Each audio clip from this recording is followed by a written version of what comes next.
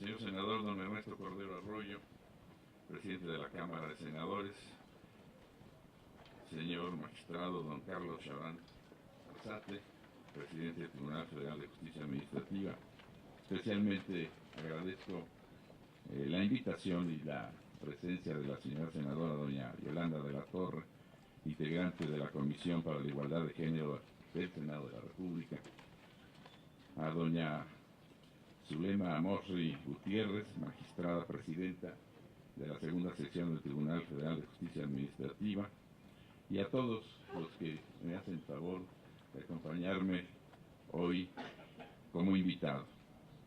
Me da muchísimo gusto y es para mí un honor estar con ustedes y haber sido convocado a la inauguración de este seminario Mujeres en el siglo XXI, perspectivas y desafíos, que van a desarrollarse en 3 sedes: el Senado de la República, el Tribunal Federal de Justicia Administrativa y la Suprema Corte de Justicia de la Nación.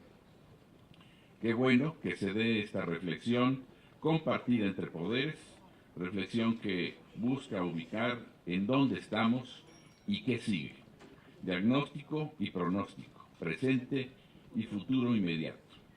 El siglo XX comenzó con signos promisorios para las mujeres, tanto en el plano teórico intelectual como el de conciencia social. A principios del siglo XX se celebró el primer Congreso Feminista en Mérida, Yucatán, en el que participó, y lo digo con todo honor, como prosecretaria y organizadora mi abuela, doña Amalia Gómez de Aguilar, indígena de origen del pueblo de Ticul, en Yucatán. Estudió como maestra y junto con Elvia Carrillo Puerto y otras mujeres yucatecas debatieron ampliamente en el Teatro Peón Contreras de Mérida la situación por la que atravesaba la mujer en ese momento. El nuevo siglo se recibía con optimismo, con esperanza, con la sensación muy fuerte de que probablemente muy pronto se conseguiría la plena igualdad de derechos para las mujeres. Se propugnaba por cambios en el sistema educativo, cambios en los roles laborales, cambios en el ámbito doméstico, cambios en el espacio público, en el voto y en la autonomía de la mujer. Sin embargo, la espera se alargó, y para que la lucha continuara, se tuvo que entregar la estafeta a las generaciones siguientes. Al constituyente de 17 solo fueron convocados varones. Y si bien la Constitución consagró algunos derechos laborales y agrarios diferenciados para las mujeres, sin embargo, las puertas de la participación política se cerraron. Aunque en el artículo 34 se consagraba el derecho de los ciudadanos a votar y ser votados, el término ciudadano se interpretó administrativamente por hombres como referido solo a varones. No fue sino hasta 3 décadas después, 30 años después, que se logró el voto, aunque en ese momento solo a nivel municipal, como para ir ensayando, para sopesar la capacidad de la mujer de decidir primero en un ámbito más restringido. Y no solo lo digo yo, así lo consignan las crónicas de la época. Incluso el presidente de aquella época hizo un llamado en donde les recordó a las mujeres que la participación política que se les abre no debe implicar descuido en sus tareas domésticas. Qué triste concepto del valor de las mujeres. En 1953, al fin, es el año emblemático de los derechos políticos a nivel federal. De entonces para acá, sin embargo, ha sido todavía lento el proceso de integración a espacios de decisión y a cargos públicos. Por ello, se han tenido que tomar medidas que aceleren el progreso. De derechos sexuales y reproductivos se habló hasta 1974, con la reforma del artículo 4 constitucional como preámbulo a la celebración del Año Internacional de la Mujer. Los derechos que fueron enunciados desde 1916 fueron apenas reconocidos 60 años después. 3/4 de siglo pasaron para que se dieran las reformas a los códigos civiles y penales, en los que se reflejara la igualdad formal recién reconocida, y aunque fue mucho el avance, los cambios legislativos no necesariamente en automático transformaron la realidad social y económica, ni mucho menos la mentalidad de muchos hombres e incluso de algunas mujeres, y la lucha tuvo que continuar en varios frentes para hacer de la igualdad formal igualdad sustantiva, igualdad real, vivencia efectiva. Nuestro país se fue insertando, como el resto de los países del mundo, a los estándares internacionales de protección de derechos y suscribió importantes convenciones para garantizar los derechos de las mujeres, particularmente a la no discriminación y a eliminar toda forma de violencia. El siglo XX se cerró con cierta desesperanza porque nuevas formas de violencia se fueron haciendo visibles. Mientras esquemas sistemáticos de discriminación seguían presentes, a pesar de avances de las mujeres en diversos ámbitos, como la inclusión laboral en los espacios antes reservados para los hombres.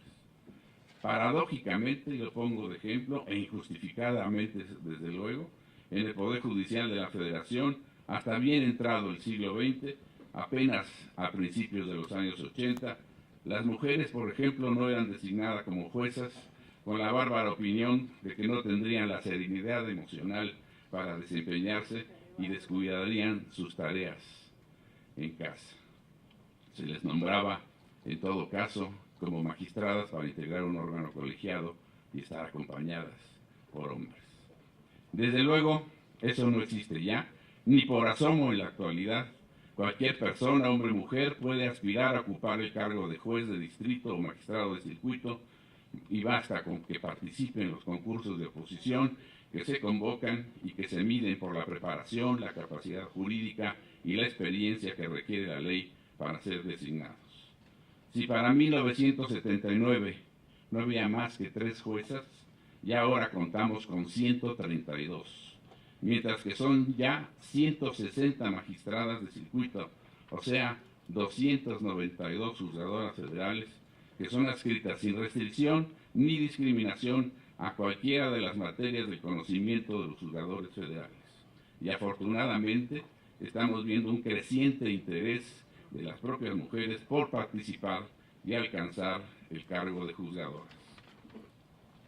Hoy es necesario, y creo que inaplazable, que definamos con toda claridad los retos que aún tenemos en el siglo XXI, cuando ya transcurre buena parte de la segunda década. Una de las lecciones aprendidas es que la plena igualdad no va a conseguirse esperando la evolución natural de los sucesos, a ver si pasan las cosas solitas, sino que hacen falta acciones concretas y efectivas para acelerarla y mucho más trabajo interdisciplinario. Si las mujeres han sufrido discriminación histórica, esta se agrava si pensamos en la mujer indígena, la mujer migrante, la mujer pobre, la adulta mayor o aquella con alguna discapacidad. Por ello, me alegra y me inspira que el primer panel que habrá de comenzar en un rato más sea sobre el trabajo doméstico, ese trabajo que ha estado invisibilizado, minusvalorado, menospreciado, y que quienes lo realizan, por ser también mujeres pobres, a veces indígenas y a veces migrantes, son objeto de infinidad de abusos por quienes los contratan. Las trabajadoras del hogar, preponderantemente mujeres, son un grupo que no ha logrado alcanzar, pese al activismo creciente y el eco de las diversas instancias, el pleno reconocimiento y respeto de sus derechos. Nuestro país, por ejemplo, no ha firmado ni ratificado todavía el convenio 189 de la OIT del 16 de junio de 2011, en vigor desde septiembre de 2013, sobre el trabajo doméstico, que ya ha sido suscrito por 24 países, de ellos 13 latinoamericanos. En tanto se ratifica, será tarea del Poder Judicial interpretar, de conformidad con los principios en materia de derechos humanos que consagra la Constitución, las leyes existentes en favor y proposición siempre hacia el futuro de los derechos de todas las personas. El segundo tema que se eligió para un panel fue el de la violencia y el acoso callejero contra las mujeres, rubro por demás relevante, sobre todo en estos momentos en los que muchas mujeres han alzado la voz para que cese la violencia creciente. Y me atrevo a pensar que esa criminal actitud masculina quizá constituya una machista revancha en contra del crecimiento y el éxito de las mujeres. Es mucho lo que falta por avanzar en esta materia, pero más que intentar repartir culpas, hay que fijar responsabilidades claras y actuar con estrategias eficientes y disuasivas. Es indispensable determinar qué le toca a cada quien y desde dónde. Esta violencia que se ha calificado de estructural tiene que ser eliminada con la acción conjunta de todos y todas las instituciones y todas las personas. ¿Quién iba a pensar que en 1916 las mujeres lucharan por su derecho a la educación y al voto, y en 2017, 101 años después, por su seguridad, su integridad corporal, su dignidad personal y su vida? El panorama no es halagüeño, pero en nuestras manos está transformarlo. Las instituciones nacionales e internacionales se han fijado metas en este rubro. La responsabilidad corresponde también al Poder Judicial Federal y la asumimos con total responsabilidad y conciencia de la gravedad del tema. Nuestro trabajo debe ser diario, sistemático y comprometido. Tenemos claro, a diferencia de otro tipo de violencia, la que sufran las mujeres se da por el simple hecho de ser mujeres. Si se comparan los homicidios con los feminicidios, los primeros se dan con más frecuencia en espacios públicos, los segundos tanto en espacios públicos como en el hogar. Atendiendo a los porcentajes más altos, los hombres pierden la vida por arma de fuego. Las mujeres son estranguladas después de ser abusadas sexualmente. Hay un tema de fuerza física y un sentido de apropiación que marca las diferencias. Y no hay que menospreciar el acoso como forma de violencia, porque desde ahí se puede percibir que alguien se siente con el derecho de rebasar límites, de no ver a la mujer como sujeto con dignidad, como ser humano, sino como objeto susceptible de agredir. En el Poder Judicial de la Federación hemos combatido frontalmente y sin condescendencias esta forma de violencia, sancionando conforme a la ley a quienes lo realizan, y he propiciado una reforma legal que estará ya en sus manos. Tengo entendido que hace unos días se entregó a la Comisión de Justicia del Senado para precisar la forma de luchar contra este flagelo en las actividades de los juzgadores.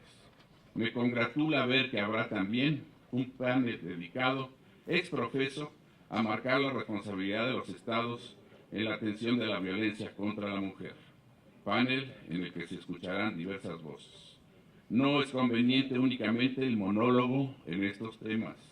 Urge el diálogo y la pluralidad. Combatamos juntos, hombres y mujeres, y construyamos juntos. No podía faltar, para cerrar, el tema que ocupó ya las feministas del siglo XX, la participación política de las mujeres. Se ha avanzado mucho, pero no ha sido suficiente. En 1979 había solo una gobernadora, hoy también. Todavía queda el resabio de marcar el ámbito público para los hombres y el privado para las mujeres.